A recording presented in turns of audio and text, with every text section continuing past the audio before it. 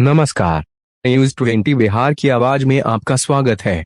इस वक्त की सबसे बड़ी खबर बिहार के समस्तीपुर जिला से आ रही है, जहां विभूतिपुर थाना क्षेत्र में पिछले दिनों हुई सिंघिया बुजुर्ग दक्षिण पंचायत के पूर्व मुखिया सुरेंद्र प्रसाद सिंह व सत्यनारायण सिंह की हत्या के बाद उनके परिजन से मिलने जन अधिकार पार्टी के राष्ट्रीय अध्यक्ष पप्पू यादव शुक्रवार 24 फरवरी को विभूतिपुर थाना क्षेत्र स्थित उनके आवास पर पहुंचे, जहां उन्होंने पीड़ित परिवार से मुलाकात कर सांत्वना देते हुए हर संभव मदद का भरोसा दिया।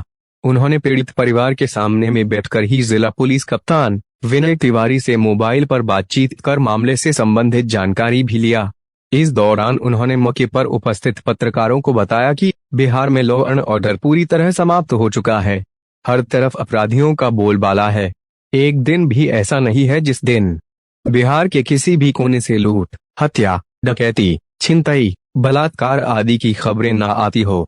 जिस तरह से मुखिया सुरेंद्र प्रसाद सिंह तथा सत्यनारायण सिंह की निर्मम हत्या की गई है, उसके लिए केवल पुलिस प्रशासन ही दोषी नहीं है, इसके लिए आम लोग भी दोषी हैं।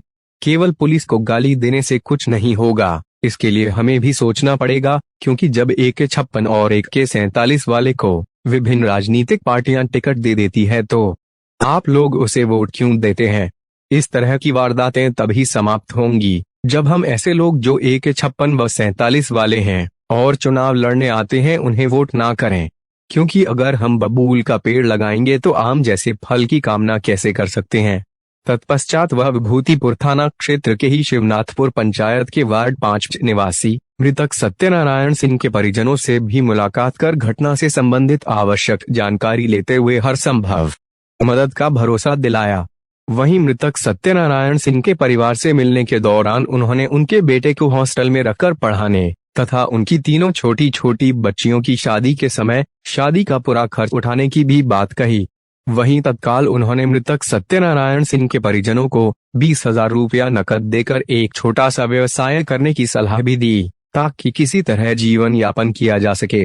इस दौरान उन्होंने सरकार से मांग किया कि इस घटना को अंजाम देने वाले शूटर्स को तथा इस घटना के मुख्य साजिशकर्ता को, चाहे कोई भी हो, वे चाहे पूर्व विधायक रामबालक सिंह जी हो या कोई और हो, उसे तत्काल गिरफ्तार कर उनके खिलाफ स्पीडी ट्रायल चलाकर सजा दिलाई जाए। घटना के कारणों के संबंध में जानकारी देते हुए उन्होंने बताया कि यह हत्या आपत्तिजनक वीडियो वायरल होने के कारण हुआ हो अथवा इसका कारण कुछ और हो, लेकिन हत्या तो हुई है। जाप सुप्रीमो ने यह भी बताया कि कोरोना काल में जब वह लोगों की मदद कर रहे थे, उस समय करीब 92% भारतीय लोग गलत वीडियो देखने में लगे हुए थे। यह कोई नई बात नहीं है, यह हमेशा से होता आया है। इस दौरान उन्होंने मृत पूर्व मुखिया सुरेंद्र प्रसाद सिंह के माताजी से भी मुलाकात किया तथा उनसे घटना से संबंधित विस्तृत जानकारी भी लिया। इस दौरान उन्होंने स्थानीय जिला पुलिस प्रशासन पर भी इस घटना के मामले में 100% रुख अपनाने का आरोप लगाया। मौके पर अमरजीत कुमार ठाकुर, जन अधिकार पार्टी के जिलाध्यक्ष मनीष यादव सहित सैकड़ों की संख्या में पार्टी कार्यकर्ता व स्थानीय ग्रामीण मौजूद थे। अभी तक के लिए बस इतना ही। नमस्कार। सबसे मदद कर रहा है ताकि ये कुछ कर ले, अपना छोटा छोटा बिजनेस। ये तीनों मुखिया अब बेफिक्र रही है, उनकी तीनों की शादी पिता की तरह मेरे द्वारा हुई। अभी ये लाइफ चले, इसके लिए कुछ सब्जी या कोई भी छोटी दुकानें, अंडा, सब्जी, इस चीज़ का करेंगे, अपने बच्चे का परवरिश कर सकते। मैं परवरिश के लिए अभी मदद कर रहा हूँ। पढ़ाई बच्चा करना चाहेगा तो मैं किसी हॉस्टल में डालूँ। समझ ली, मेरी SP साहब से बातचीत हुई। देखिए, मैं पहले भी कहा हूँ कि जनता से बड़ा दोषी कोई नहीं। इन लोगों को पैसा भी चाहिए, दारू भी चाहिए, पॉर्न भी चाहिए, कोरेक्स भी चाहिए, ड्रग्स भी चाहिए, जात भी चाहिए। सब जात को गड़ियाएंगे भी, हिंदू मियाँ भी करेंगे। और रोपिएगा बबूल तो पाइएगा खजूर। 47 वाले को टिकट दीजिएगा तब वो वोट दीजिएगा, 56 वाले को टिकट देगा तब वो वोट दीजिएगा, घर ढूंढने वाले को टिकट देगा तब वो वोट दीजिएगा। तो इसमें खाली प्रशासन को मत करिए। अब रामबालक सिंह विधायक रहे हैं, विधायक एक ठो कुकर्म तो देखिए, विधायक MP MLA का कुकर्म थोड़ी है।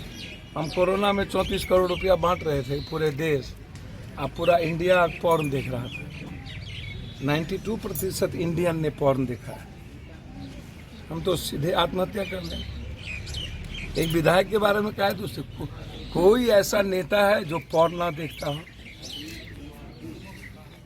उसका नाम भी ना ली, जो कुकर्म ना करता हो। ये सारे जड़ों का जड़ ही तो ये लीडर है, नेता है। अब राम बालक को बचाने के लिए सारी ताकत लगाएगा। उनका भाई कहता है, उनका परिवार कहता है, चाहे वो उसका जो वीडियो वायरल हुआ, या पहले जो सुरेंद्र सिंह जी यहाँ मुखिया रहे, या जिस तरीके से फिर उसके भाई, उसके पहले भी इन्होंने पत्रकार की हत्या करवाई। पत्रकार की हत्या में इनको सो मोटो नोटिस हुआ, कांग्रेस कोर्ट ने लिया, फिर उसकी पैरवी हो गई। मेरा सीधा SP से सवाल था अभी कि सवाल छोड़ दीजिए कि सुरेंद्र सिंह अच्छे थे या खराब। सुरेंद्र सिंह यदि अच्छे खराब होंगे तो थाना में या किसी के पास कोई लेन देन का मामला होगा, या थाना में कभी उन पर केस हुआ होगा। DSP को कई बार इसके खिलाफ किया गया। सवाल अच्छा खराब का नहीं है, सवाल मर्डर का है। तो यदि मर्डर हुई है तो किसी शूटर ने किया है। तो जिस शूटर ने किया उसका पूरा का पूरा टावर लोकेशन, CCTV कैमरा और उसका पूरा मोबाइल का प्रिंट आउट, किस किस से वो बातचीत किया है 1 महीने के अंदर, 2 महीने के अंदर, चाहे राम बालक जी से बातचीत हुई कि नहीं, उसके भाई से बातचीत हुई कि नहीं, किन किन लोगों से बातचीत हुई और कब कब बातचीत हुई। एक दिन पहले वो रजिस्ट्री करवाए और एक दिन के बाद सोमवार को इनकी हत्या हो जाती है। तो मैंने SP साहब से 164 के बयान को मैंने कहा कि आप तुरंत करवाइए। 164 का बयान यदि आप करवा लेते हैं तो हत्यारे पर ये प्रेशर रहेगा कि कम से कम अब हम कुछ करेंगे तो इसका उल्टा रिएक्शन होगा। तो आप, हम CM साहब को भी ये नॉलेज में देंगे, वो जितना बड़ा तोप खान हो, तिस्मार खां हो, पूरी दुनिया एक तरफ, हम अकेले एक तरफ रहते हैं, हमको कोई परवाह नहीं पड़ता है। बेफिक्र आप रहे। सुरेंद्र जी या जो एक गरीब आदमी मंत्री की हत्या की गई, तो इसमें हम पटना SIT जांच की मांग करेंगे कि आप यहाँ से SIT जांच, समस्तीपुर के प्रशासन पर हो सकता है कि हमारी कंप्लीट रूप से किसी भी कीमत पर विश्वास ना हो, उठ गया हो, या जिस तरीके से वो लोगों को ला करके टॉर्चर करते हैं। मैं समझता हूँ कि अन्य लोगों को बुला करके पदाधिकारी का टॉर्चर होना, तुम बताओ सुरेंद्र जी दारू का धंधा करते थे कि नहीं, किसी से लेन देन था कि नहीं, तो बहुत क्लियर है, वीडियो सामने है।